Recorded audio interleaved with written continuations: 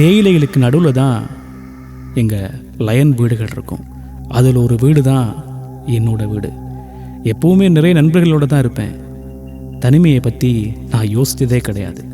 இப்படி எங்கள் ஊரில் நிறைய லயன் வீடுகள் இருக்க ஒரே ஒரு வீடு மட்டும் தனியாக இருந்துச்சு. எனக்கு விவரம் தெரிஞ்ச காலத்துலேருந்து இந்த வீட்டில் யாருமே இல்லை. ஏன் அப்படின்னு கேட்டால், எங்கள் ஊர் இந்த தேயிலை செடிகளில் மேற்பார்வை பார்க்குறதுக்காக ஒருத்தர் வந்ததாகவும் அவர் திடீர்னு ஒரு நாள் இறந்து போயிட்டதாகவும் சொன்னாங்க. அதுக்கு பிறகு இந்த வீட்டுக்கு யார் வந்தாலும் அவங்க ரொம்ப நாள் இங்கே இருக்கிறது இல்லை. அந்த வீடும் பால் அடைஞ்சு கிடந்துச்சு. எங்கள் ஊரில் எங்களுக்கு விளையாடுறதுக்கு கிரவுண்ட்லாம் கிடையாது. அந்த வீட்டுக்கு கீழே இருக்கிற ரோடு தான் எங்களோட கிரவுண்ட். அங்கே தான் விளையாடுவோம். எப்போயாவது நாங்கள் விளையாடும்போது அந்த பந்து அந்த வீட்டில் போய் விழுந்துடும். அதை போய் நாங்கள் எடுக்கிறதுக்கே அப்படி பயமாக இருக்கும். யாருமே அந்த வீட்டு பக்கம் கூட போக மாட்டோம். ஏனோ தெரில, அந்த வீடை பார்க்கும்போது ஒரு பயம் இருந்துக்கிட்டே இருந்துச்சு. இப்படி பயத்தோடு தான் வளர்ந்தேன். ஒரு சில வருடங்களுக்கு பிறகு அந்த வீட்டுக்கு 2 பேர் வந்தாங்க. எங்கள் ஊரில் வாட்டர் டேங்க் கட்ட போகிறதாகவும் அந்த வேலை முடிகிற வரைக்கும் இங்கேயே இருக்க போகிறதாகவும் சொன்னாங்க. கொஞ்ச நாளில் எங்களோட அவங்களும் நல்லா பழக ஆரம்பிச்சிட்டாங்க. எங்களோட சேர்ந்து விளையாட ஆரம்பித்த அந்த பழக்கம் கடைசியில் அந்த வீட்டில் தங்குற வரைக்கும் போச்சு. அவங்க வீட்டில் தங்குறது, சமைச்சு சாப்பிட்றது, விளையாடுறது அப்படின்னு அங்கேயே தான் கிடப்போம். அவங்க எப்பயாவது அவங்களோட சொந்த ஊருக்கு போனாங்கன்னா அந்த வீட்டோட சாவியை கூட என்கிட்ட தான் கொடுத்துட்டு போவாங்க. கொஞ்சம் கொஞ்சமாக அந்த வீட்டு மேலே இருந்த பயம் மறைஞ்சு போச்சு. எங்கள் காலத்துலலாம் படிக்கிறதுக்காக குரூப் ஸ்டடி அப்படின்னு ஒன்று சொல்லுவோம். அந்த டைமில் நல்ல ஃபேமஸ். படிக்கிறோமோ இல்லையான்னு தெரியாது, ஆனால் வீட்டில் படிக்கிறோன்னு சொல்லிட்டு வந்து நண்பர்களோடு அரட்டை அடிக்கிறது அது ஒரு காலம் தான் இல்லை. அப்போது எங்களோட குரூப் ஸ்டடிக்கு அந்த வீடு தான் துணையாக இருந்துச்சு. ஒரு நாள் படிக்கலான்னு சொல்லி அங்கே போனேன்.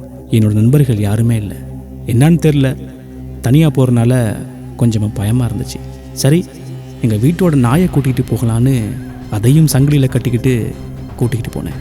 என்னோட நாய் பேர் ஜானி. வரும்போது ரொம்ப சந்தோஷமாக என்னோட வந்த நாய் அந்த வீட்டுக்கிட்ட வந்த உடனே பயப்பட ஆரம்பிச்சிருச்சு. உள்ளவா ஜானி அப்படின்னு கூப்பிடும்போது வரவே இல்லை. ஏனே தெரில, ஏதோ ஒரு மாதிரி அழுக ஆரம்பிச்சிருச்சு. அதை கேட்கும்போது எனக்கும் பயம் வர ஆரம்பிச்சிருச்சு.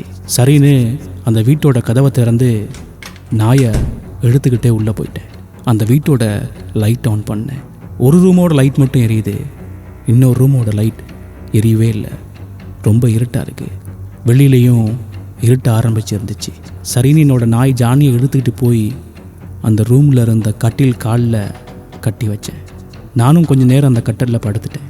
கொஞ்ச நேரத்தில் என்னோட நாய் ஒரு பதற்றமாக ஆணுச்சு. திடீர்னு குலைக்க ஆரம்பிச்சிச்சு. என்னென்னமோ பண்ணுச்சு. நானும் ஜானி ஜானி கத்தாத அப்படின்னு நான் என்னென்னமோ சொல்லி பார்த்தேன். திடீர்னு நான் கட்டியிருந்த அந்த சங்கிலியை கழுத்தோடு அவுத்துக்கிட்டு ஓட ஆரம்பிச்சிருச்சு. நானும் என்ன பண்ணுறேன்னு தெரியாமல் அது பின்னாடியே போனேன். போனால் அந்த கதவு முன்னாடி நின்றுக்கிட்டு ஊழையிட ஆரம்பிச்சிச்சு. கதவை திறந்து விடு அப்படின்னு சொன்ன மாதிரி எனக்கு இருந்துச்சு. சரின்னு அந்த கதவை நான் திறந்து விட்டேன். நாய் ரொம்ப வேகமாக ஓட ஆரம்பிச்சிருச்சு. இது வரைக்கும் நான் அப்படி பார்த்ததே கிடையாது. ரொம்ப நாளைக்கு பிறகு அந்த வீடை திரும்பி பார்க்கும்போது எனக்கு பயம் வர ஆரம்பிச்சிச்சு. ஏன் என்னோட ஜானி இப்படி பண்ணுது, என்னாச்சு அப்படிங்கிற பயம் எனக்குள்ளே வர ஆரம்பிச்சிச்சு. அப்போ தான் அந்த பழைய விஷயம்லாம் எனக்கு ஞாபகத்துக்கு வர ஆரம்பிச்சிச்சு. எனக்கு என்னமோ இந்த வீட்டில் யாரோ இருக்காங்க போல். அதனால தான் அந்த நாய் அப்படி பயப்படுதுன்னு எனக்கு தோணுச்சு. உடனே அந்த வீட்டை பூட்டிட்டு ஓடி என் வீட்டுக்கு வர ஆரம்பிச்சிட்டேன். யாரோ என் பின்னாடி வர்ற மாதிரியே ஒரு உணர்வு எனக்கு இருந்துச்சு. எவ்வளோ தூரம் ஓட முடியுமோ அவ்வளோ தூரம் ஓடி வேர்க்க விறுவிறுக்க என் வீட்டுக்கு ஓடிட்டேன். வீட்டில் ஏன்டா அப்படி ஓடி வர அப்படின்னு 1008 கேள்விகள். எதுக்குமே நான் பதில் சொல்ல. அடுத்த நாள் அதிலிருந்து அந்த வீட்டு பக்கம் போகிறதையே கொஞ்சம் கொஞ்சமாக குறைச்சிக்கிட்டேன். அந்த வாட்டர் டேங்க் கட்டினவங்க ஊருக்கு போனேன்னு சொன்னேன்ல, ஊருக்கு போனவங்க திரும்ப வரவே இல்லை. காலம் எல்லாத்தையும் மாற்றோம் அப்படிங்கிற மாதிரி என்னையும் மாற்றுச்சு.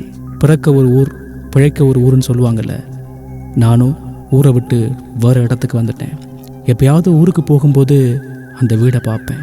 இன்னமும் பயங்கரமாக அந்த வீடு இருந்துக்கிட்டே தான் இருக்குது. இப்போது அந்த வீட்டுக்கு யாருமே வாரதில்லையா. அந்த ரோட்டில் இப்போ யாரும் விளையாடுறதும் இல்லையா. அப்படின்னா அங்கே இன்னும் இருக்குல்ல. இந்த நவீன காலத்தில் இதெல்லாம் சொன்னால் யாரும் நம்புவா?